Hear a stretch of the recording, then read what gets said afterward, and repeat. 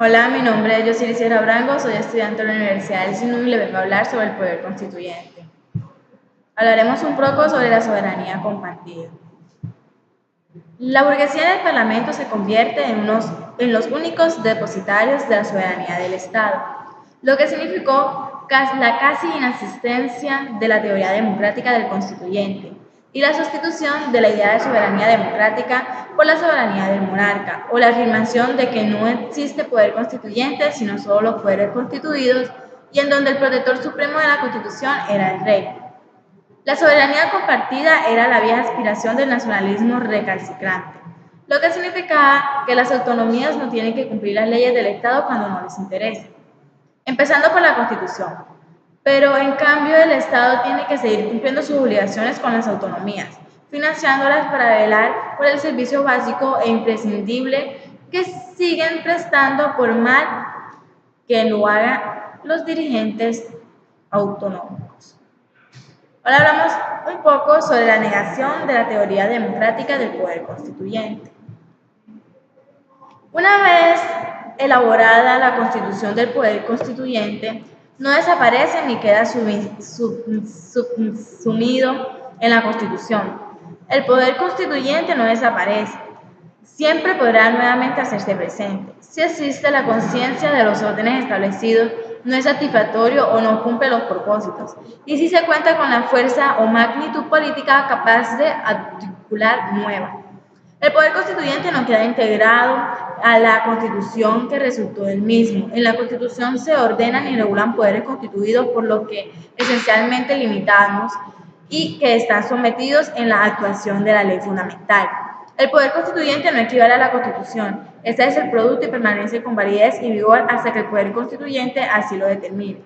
No existe solo un modelo de poder constituyente. Estos son diversos como las tradiciones históricas particulares y nacionales.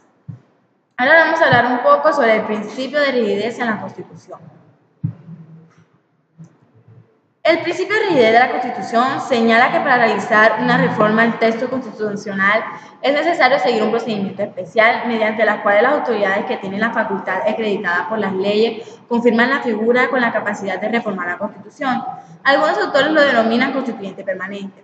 El principio de rigidez constitucional tiene la función de evitar la posibilidad de la ley fundamental sea modificada de la misma forma de que las leyes secundarias, es decir, el Congreso de la Unión, cuando se trate de leyes federales para el Distrito Federal o para las legislaturas de 105 estados cuando sean locales. Los grados de rigidez se identifican dependiendo de las diferentes características. Si el órgano reformado es creador o elegido especialmente para la reforma o es uno de los habitualmente que funciona. El número de instituciones políticas cuyos consentimientos deben concurrir para el poder de reformar la Constitución y las mayorías exigidas para la reforma. Y la participación del pueblo, que puede ser directa a través de un referéndum o indirecta a través de las elecciones. Hablaremos ahora del proceso de legitimación democrática. La legitimación en la que se piensa no es la legitimación tipo Luma a través del procedimiento, en el sentido de que los procedimientos son mecanismos aptos para generar una presunción de la legitimidad que sustituya el imposible consenso partido en un proceso en el que la finalidad de mecanismos jurídicos y sociales en general y en los procedimientos en particular es la de reducir los números de alternativas para aumentar la previsibilidad de lo que va a suceder. Por lo contrario, a diferencia del Luma, los procedimientos de legitimación son importantes porque aumentan la complejidad y por lo tanto son alternativos.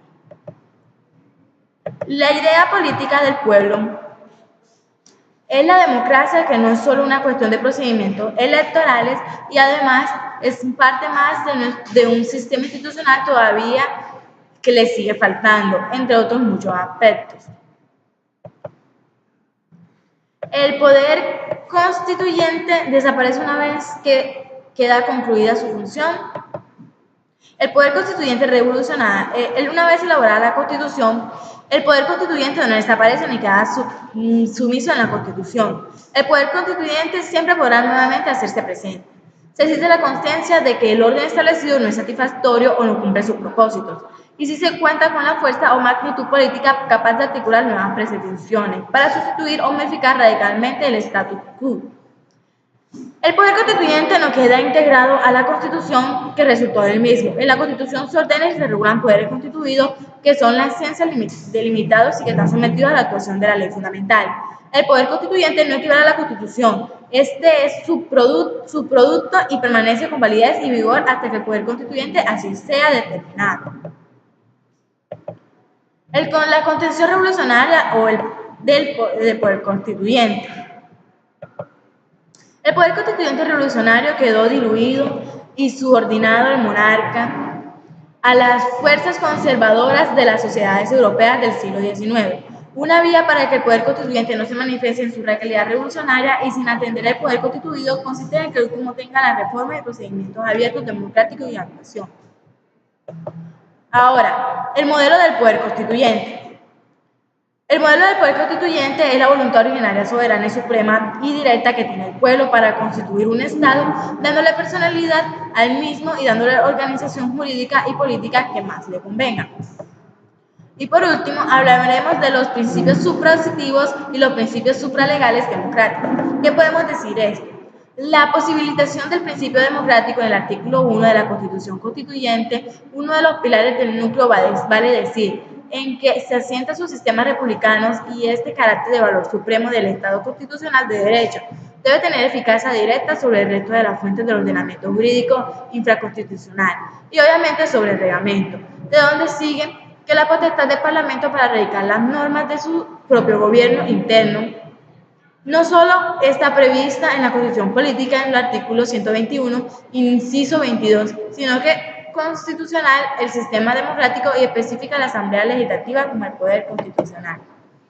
Y nada más que agregar, muchas gracias por prestar atención.